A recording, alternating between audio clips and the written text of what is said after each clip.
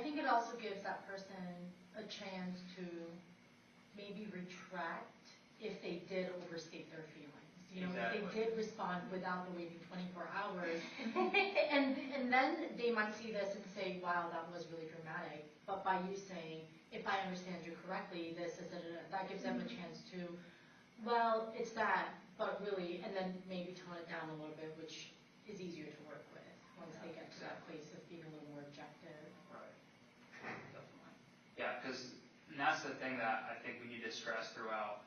We are not at any time saying that the person is necessarily right. We're not justifying their behavior. We're just recognizing it. You know? Right. And so, like in the thing saying that she got out for $9,000 a year. I mean, maybe she did. No. Possibly not. You know, probably not. So. If she did, you know, that's, and I put that in there on purpose because she's got factual problem in her email. So our next step when we're going into the problem, how are we going to correct her information without seeming vindictive or snotty, seeming informational? So let's talk about that now. We're going to go into our, did we restate the problem? We didn't restate the problem. Let's restate the problem. Okay, so what's the problem if she understands it? They don't want to pay for their child's education. They have other things they want to spend their money on. Right. And they think we should come up with more in terms of financial aid. Yeah. Now, how can we say that in a way that doesn't sound like that? Yeah. You know what I mean? I think the problem underneath it all is that she has a lot of deep concerns that her family's dealing with. Mm-hmm. Her husband lost his job. I mean, the vacations, you know, I mean, that's kind of at a different level than her husband losing her Well, job. they want to be able to support a certain lifestyle. Right, right. So maybe even just acknowledging that it appears that you have a lot on your plate right now, or it appears that your family is dealing with, you know, I can only imagine that your family's dealing with a lot with your husband losing his job. Yeah. Which, you know, that is valid. And that's probably... Which is probably the crux of the problem. Right. She's throwing everything else in there, but that's the problem. Right. They don't know how they're going to finance anything, let alone college. Right, right. So she's frustrated. Yeah, yeah. So maybe this is the time that we, because there's nothing in there that says that she has another student or anything that's went to school before, but she may not, the fact that she takes it for granted that college is supposed to be free says that she doesn't know too much about the coming to college process. So this can be an excellent opportunity to educate her. You know, many families need to make sacrifices to work with their students, sort of thing. Especially at a Christian college. Exactly. Right. So What is then the value of a Christian education? Exactly. And that would likely be part of our solution when we get into the breaking down the problem into points where we start talking about value, just like you mentioned. So we restate the problem, what do we come to a consensus on? Didn't come to a consensus yet. Okay. Well, I agree with Sunny. We need to point out the actual problem. As far as we can see, I understand that you're facing some difficulties right now, especially with your husband losing his job, and that you're most likely concerned about paying for education. That's simple and to the point. I wouldn't go too much into it because then it's going to open that whole emotional can of worms that we really don't want to have to deal with. Yeah. We're not professional counselors. Okay. So I think we've done that. So now let's go into the problem. How are we going to address the problem? In what order are we going to deal with the issues? I think definitely an educational component is a big one. I mean, she's clearly got some facts wrong, including the Pell amount, which I'm guessing is ridiculous, but also implying that we're judging her, or judging them by the EFC. So clearly she doesn't know what the EFC is, and the fact that it's a government-mandated thing, that it has nothing to do We with... didn't make that decision that the government has decided. Right, right.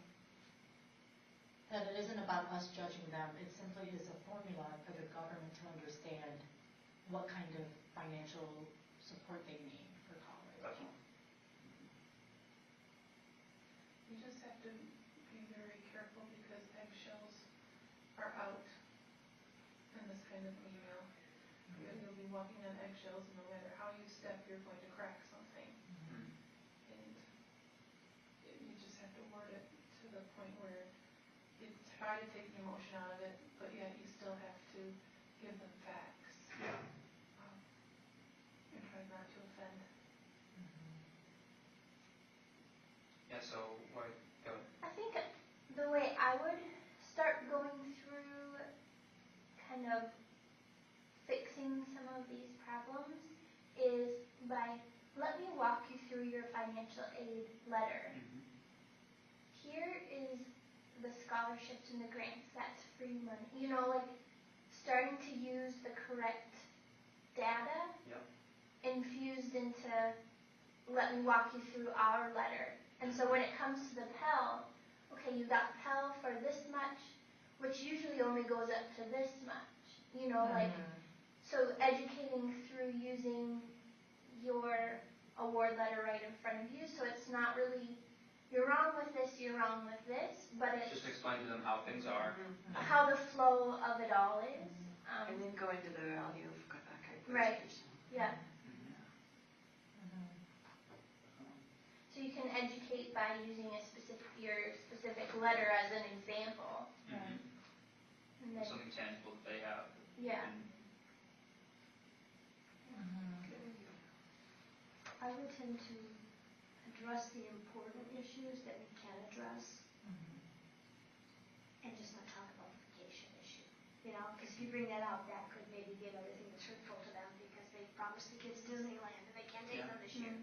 So instead of addressing that at all, I would address, these are the things that I understand you're having problems with. Did you know? And then go in to explain, Dad's lost his job, we can do this. They're in Christian school, we can do this.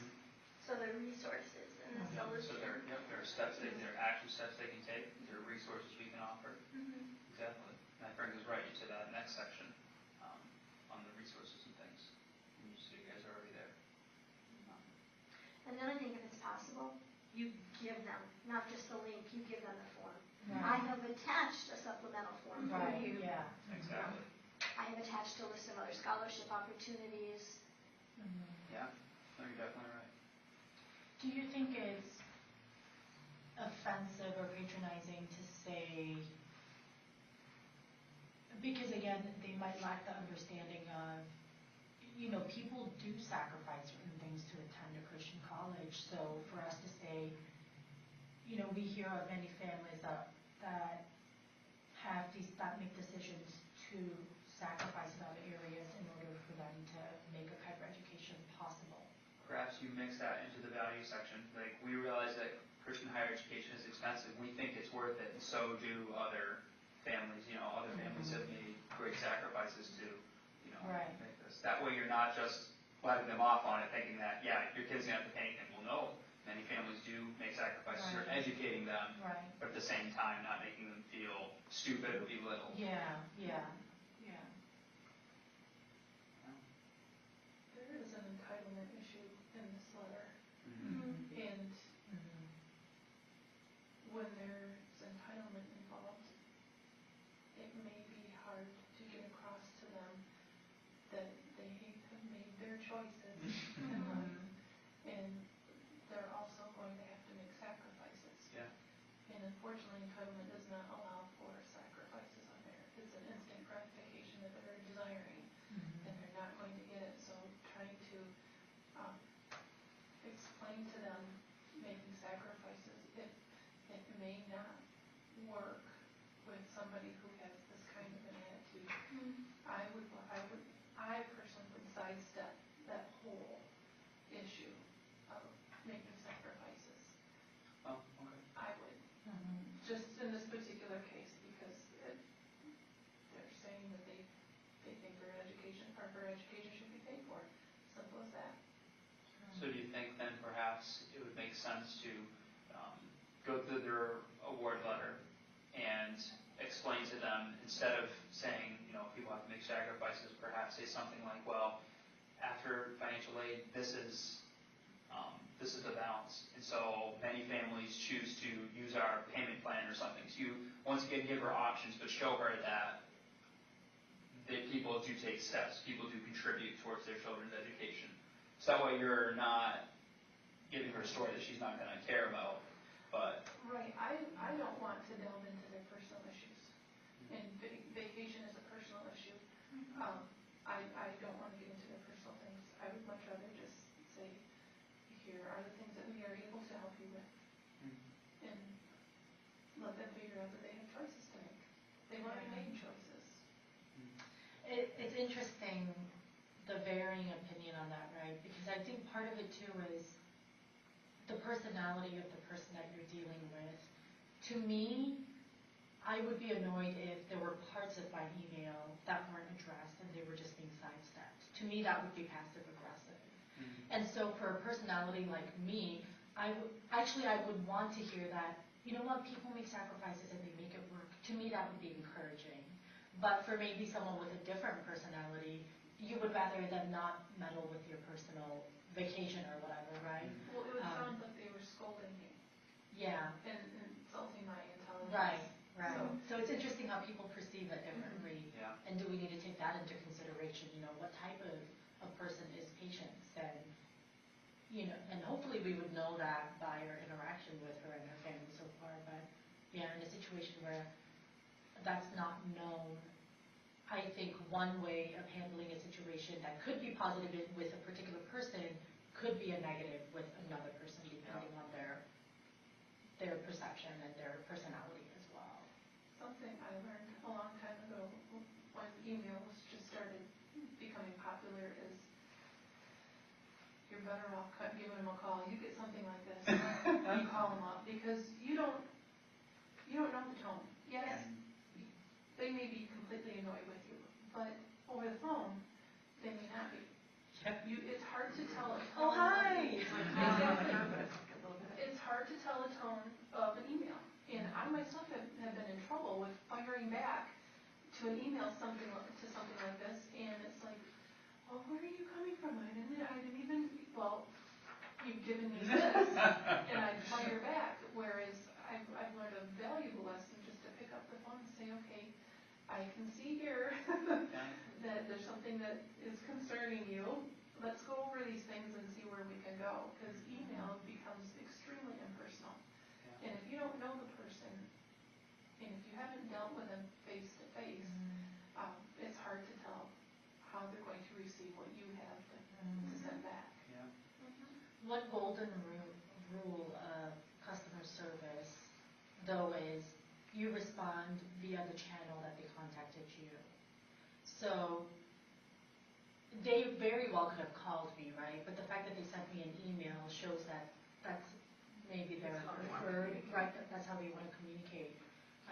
So maybe in this particular case, with your suggestion, writing back and saying, you know, I can see that there are concerns. Is there a time that we can schedule to talk over the phone? That's the way I would handle it. Right. Too. Just Because if you just call them cold call, they that might not doesn't, be ready for a phone call. right, it's kind of unfair to them because you're not giving them the time to prepare, whereas you've had the chance to think and prepare, and then they might feel more vulnerable and more defensive in that So, situation.